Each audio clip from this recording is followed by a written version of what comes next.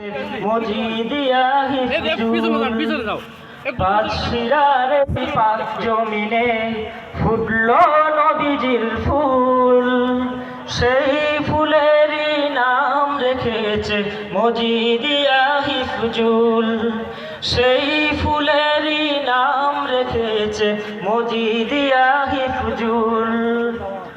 মজিদিয়া হিফজুলে আছে জান্নাতি বাগান, সুন্দর জীবন গঠন করার মনোরম প্রতিষ্ঠান।